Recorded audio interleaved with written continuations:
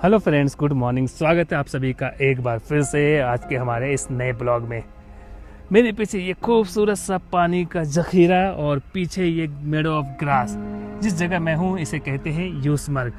एक बेहतरीन सा जगह कश्मीर में घूमने के लिए। अगर आप समर में आओगे, इस तरह पानी से भरा बहुत बड़ा सा लेक और दूसरी साइड पे आपको हरे भरे ग्रास और मीडोज, और फिर इन पहाड़ियों से होकर चलते हुए हम ऊपर तक जाते हैं। यहाँ पर इस लेक में आप फिशिंग भी कर सकते हैं। अगर आप स्विमिंग का शौक रखते हैं तो भी आप कर सकते हैं। यहाँ पे स्विमिंग करने के लिए काफी सेफ एरिया माना जाता है, क्योंकि काफी दूर तक यहाँ पे जो डेप्थ है वाटर की वो 1 मीटर के आसपास है। उसके बाद फिर बीच में जाते हैं तो गहराई ज्यादा है। वहाँ पे आपको एक बाउंड्री दिख रहा होगा, उस बाउंड्री के उस तरफ डैम बना रखा है, जहाँ से इस डिस्ट्रिक्ट को कम्प्लीटली वाटर सप्लाई किया जाता है। और सामने रोड है। यहाँ पे आप प्राइवेट टैक्सी से तो आ ही सकते हैं, साथ ही साथ शेयरिंग बेसिस पे भी टैक्सी आपको शाम तक मिल जाएंगे। साथ ही साथ नदी फ्लो होती है जिसे कहते हैं दूध गंगा रिवर। तो इस रिवर के साथ साथ हम फ्लो करके आगे की तरफ जाते हैं। बहुत कुछ होता है देखने के लिए, एंजॉय करने के लिए। तो काफी इंटरेस्टिंग होने वाली है आज की ब्लॉग। आप हमारे साथ बने रहे। हमारे चैनल से पहली बार जुड़े तो चैनल को सब्सक्राइब करके बेल आइकन लाजमी प्रेस कर लें।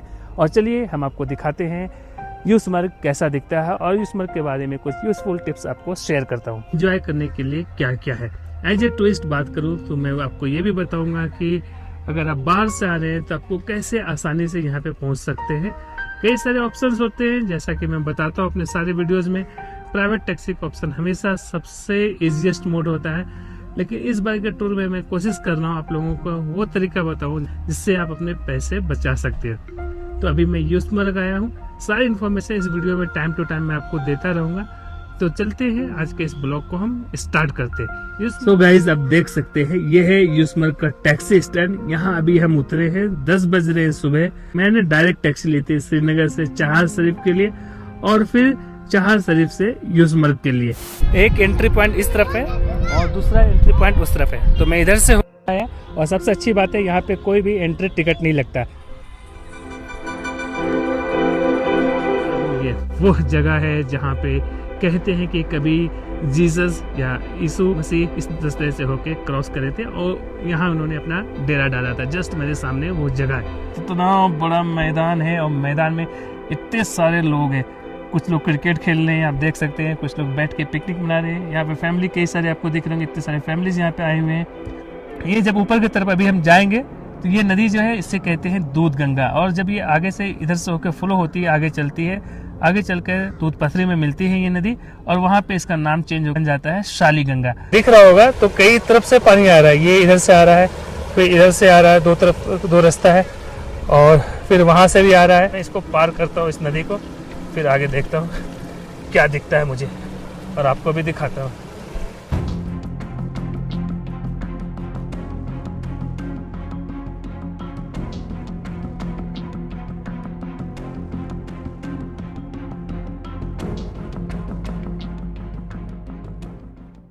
अभी यहाँ से मैं चल रहा हूँ आगे की तरफ, और ये रास्ता थोड़ा थोड़ा भूल भुलैया है।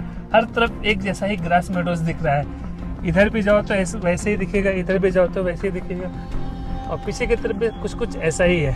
तो गाइस, अब देखो वहाँ से एंट्री लिया था मैंने, और वहाँ से होते हुए इस पॉइंट तक आए। अब यहाँ से एक पगडंडी बनी है, और फिर यहाँ से ऊपर की तरफ पहाड़ की तरफ जाते हैं। कई सारे लोग यहाँ पे पिकनिक मना रहे हैं, और फैमिलीज बैठे, जैसे कि आपको सामने भी दिख रहा होगा। ऑन ए रेगुलर बेसिस लोग यहाँ पे आते हैं।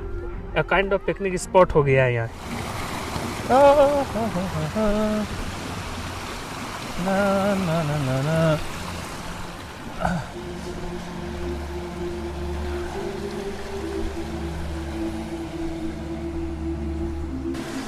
तो दोस्तों, आपको दिख रहा होगा सामने घोड़े वाले आ रहे हैं। घोड़े पे कुछ लोग बैठे हुए। तो यहाँ पे आप घोड़े के साथ बैठ के पूरे एरिया को कवर भी कर सकते हैं। अगर आप थक गए हैं तो इस तरह से आप पोनी राइड करके फिर आगे की तरफ, ऊपर की तरफ जा सकते हैं।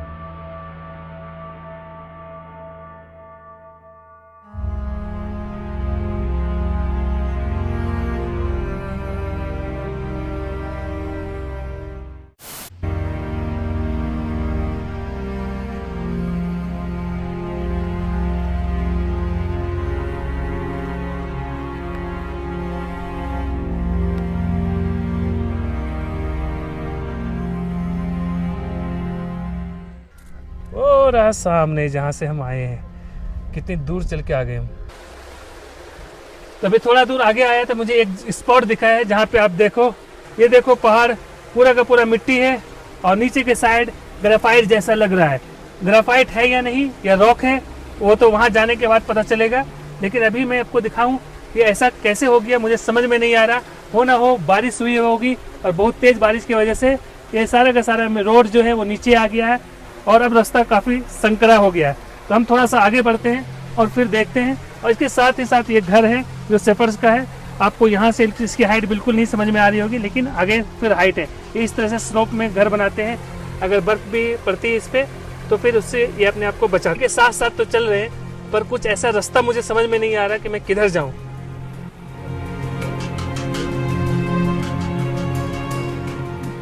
अब मुझे ये रास्ता पार करके जाना होगा।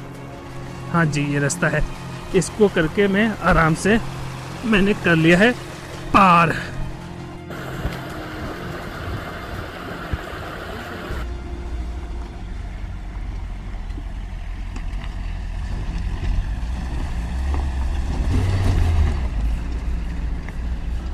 मैं लेके आया था अपने साथ लेज और पानी साथ में ज़रूर रखना कभी भी आप आओ तो, क्योंकि ऐसे पहाड़ों पे चढ़ने पर प्यास लगती है और प्यास लगती है तो फिर आपके पास कोई ऑप्शन नहीं होता है पीने के लिए। तो फिर तो आप नदी का पानी पियो या फिर जो लेके आए उसको पियो। गाय के छोटे छोटे प्यारे प्यारे बच्चे खाना खा रहे हैं और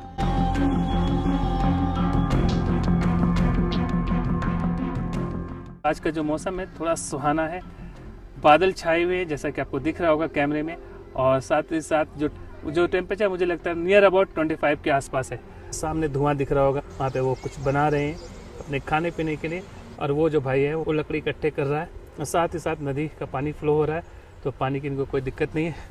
और अब देखो यहाँ पे बारिश का मौसम हो गया है तो यहाँ पे कोहरे छा गए हैं, कभी भी बारिश हो सकती है, तो इससे बचने के लिए अभी हमारे पास कोई ऑप्शन नहीं है। मैं यहाँ पे बैठा हूँ, लेकिन पीछे 2-3 पत्थर है बड़े बड़े जहाँ पे मैं शेल्टर ले सकता हूँ इनकेस अगर बारिश तेज़ हो गई तो।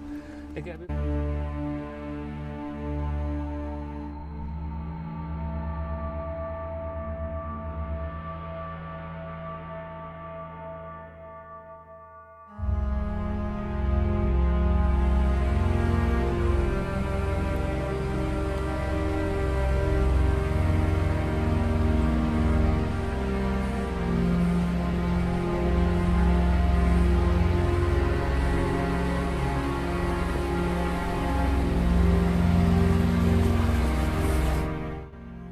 इन हरे भरे घने जंगल से होके गुजरना एक अलग सा आपको सुकून देता है।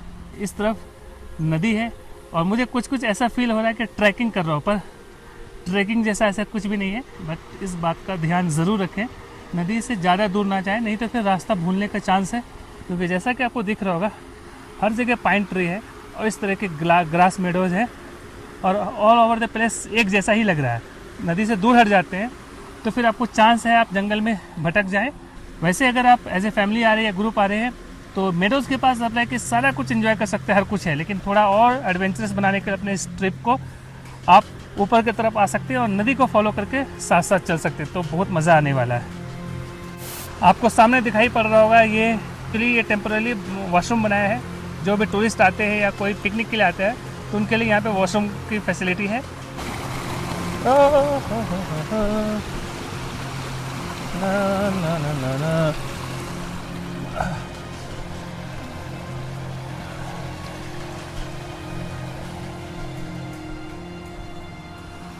भाई मैं इतनी दूर गया अपने बैग में वही भूल आया, अब दोबारा से फिर से स्ट्रगल करना होगा।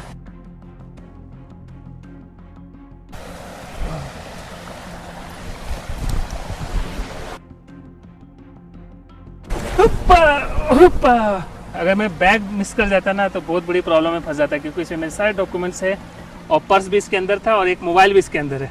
कितने सालों पुराने ये पेड़ होंगे ना, हज़ारों साल के लग रहे हैं, पूरा का पूरा ज़मीन से उखड़ गया है ये।